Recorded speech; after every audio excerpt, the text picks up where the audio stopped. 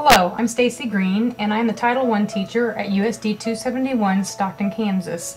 I'd like to take this opportunity to share with you some of what the Common Core standards are all about. Common Core standards are definitely a buzzword right now in education, and one that can become a bit frightening for many of us as educators. And as parents begin to pick up on these terms, such as Common Core standards, they too want to know, what does this mean for them and for their children. I hope that through this slide presentation we can calm each one of the viewers' concerns and give you an opportunity to ask more questions about Common Core standards. The purpose of this presentation is to provide the viewer with an overview of the Common Core standards. As a building leader promoting the Common Core standards, I and other building leaders will need to be held to the following ISLLC standards. The first one being, a school administrator is an educational leader who promotes the success of all students by facilitating the development, articulation, implementation, and stewardship of a vision of learning that is shared and supported by the school community. The second standard, a school administrator is an educational leader who promotes the success of all students by advocating, nurturing, and sustaining a school culture and instructional program conducive to student learning and staff professional growth. The fourth standard, a school administrator is an educational leader who promotes the success of all students by collaborating with families and community members, responding to diverse community interests and needs, and mobilizing community resources. Number 5, a school administrator is an educational leader who promotes the success of all students by acting with integrity, fairness, and in an ethical manner. And the sixth standard, a school administrator is an educational leader who promotes the success of all students by understanding, responding to, and influencing the larger political, social, economic, legal, and cultural context. As we go through the slideshow, I hope that you can see where each of these standards plugs in and see the importance of a building leader in ensuring that all stakeholders in the school district feel at ease with Common Core. Let's take a closer look at the Common Core standards. There are definitely some advantages and disadvantages. First, let's look at the advantages. One of the first advantages is that it will provide stability for the mobile student. The standards at this point have been written for English language and for math. And regardless of the student's zip code, across the nation, students will be able to move from school to school, state to state, and still have the same standards to follow. One suggestion here, one was speaking about a family who was in the military, and they may move every couple of years. Common Core will be very good for this type of student. The second advantage is that this Common Core will provide students with the necessary skills to assess higher education and to compete globally in the workforce. And that's been the key through all of this. It's tied to college and career-ready type skills. The third one is that it will enhance teacher collaboration across the nation. And already, if you're an educator and you've done some Googling or another search engine to look for ideas and thoughts behind Common Core and how you can put that into curriculum-ready materials, there are an amazing amount of resources. You have to be careful that these are authentic, but again, I found some very good ones that I know will be great for starting off the integration of these new standards. The second section here is the disadvantages of Common Core, and I hesitate to use the word disadvantage because some of it's not so much a disadvantage, but it's going to be maybe frustration points that'll come along. The first thing I see is funding, and again, I've noted this in some of the research too. The implementation will cost a lot of funds, both for professional development and for new materials. Also, funding for assessments. The state of Kansas and other states across the nation will have to look at how they can fund assessments and get this into place by the time the funding is necessary. The third thing is professional development. This is probably the part I discuss more as a frustration point than a disadvantage. We talk about the language already built around the standards we use now and how that language is going to change some, and that will require teachers to use that language and make it theirs, and that'll just take some transition time. And the next one is the transition time for students, especially those in middle school now.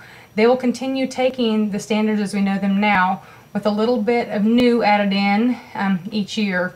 And then as they reach high school, they will be ready for these new assessments, but they will have not had the timeline that students, for instance, coming in now as kindergarten, first and second graders will have. They won't have that strong knowledge base behind them that these younger students will.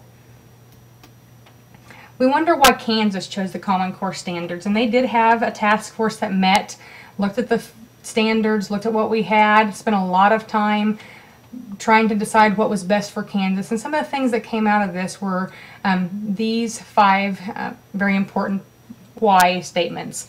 Preparation. The standards are college ready and career ready. They will help prepare students with the knowledge and skills they need to succeed in education and training after high school.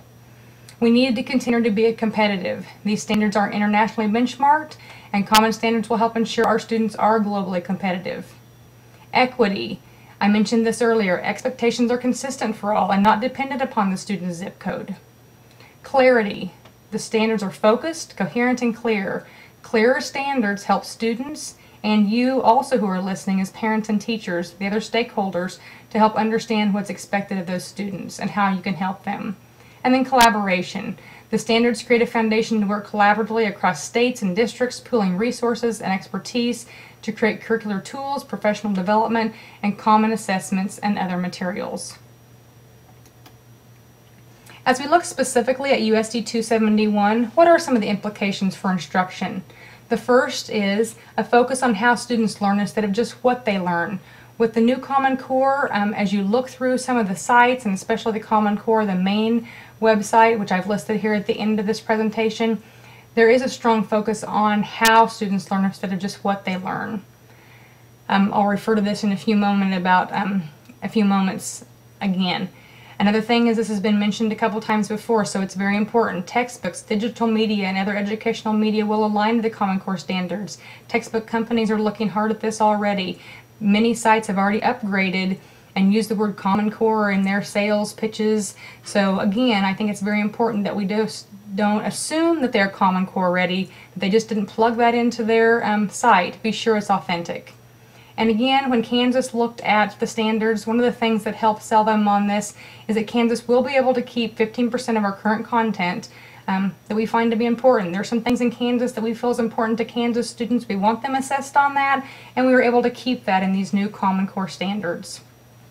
How will our students at USD 271 be directly affected? Like other students across the nation, the transition assessment may be difficult when we begin blending these 2003 and somewhat older standards with the 2010 standards. And then also, we've gotten to a place where we're so comfortable, or at least some teachers are so comfortable with the standards we're assessing now. We've almost come into a place where there's some drill and kill. That's a term used to be assessment ready.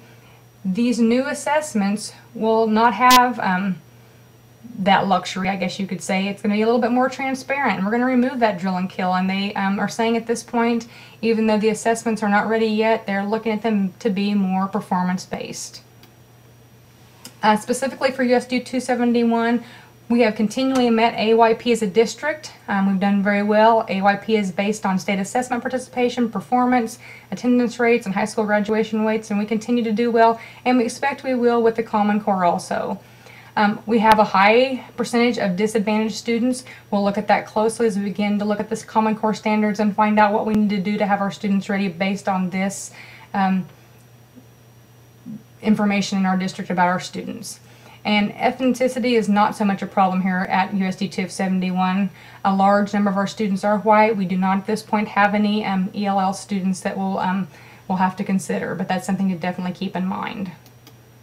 As we move forward, it's very important to be forward thinkers. We cannot truly be meeting the needs of our students if we stay at a status quo. So as your local school district will provide our staff with professional development and preparation for the transition to the Common Core standards, as your local school district will promote the success of all students by providing an education that will prepare them to be college and career ready when they graduate from USD 271.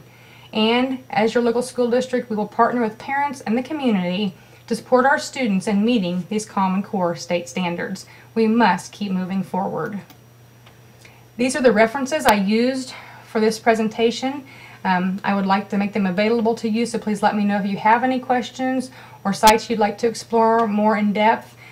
Again, as I mentioned earlier, there's a lot of information out there. Just be sure that what you're reading and seeing is authentic to the Common Core standards.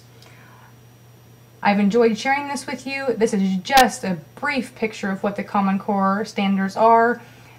We'll take this and move forward as we begin to dig deeper into what it will do for our students.